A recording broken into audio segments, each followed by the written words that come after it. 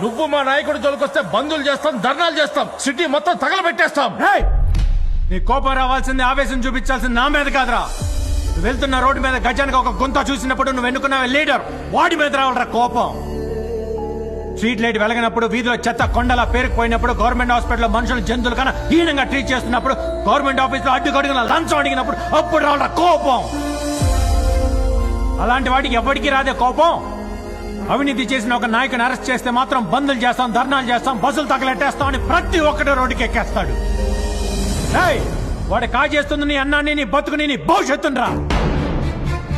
రేపు అనుకోకుండా నీకేమన్నా ప్రమాదం జరిగితే నీ కుటుంబానికి అందాల్సిన సాయాన్ని కూడా స్కామ్ చేసి ఆక్సిడెంట్స్ కూడా కొట్టేస్తారా. కరెక్ట్ గా చెప్పారు సార్. ఇక్కడ కరప్షన్ వల్ల నాలాంటి కామన్ మ్యాన్ ఎన్ని కష్టాలు ఫేస్ చేస్తున్నాడు. ఈ దేశంలో కామన్ మ్యాన్ ఏం క్లీన్ కాదు brother. He is the most corrupted part of the system. Power లో ఉన్న పొలిటీషియన్ కన్నా ఓటేసే ఓటర్లోనే ఎక్కువ అవినీతి ఉంది.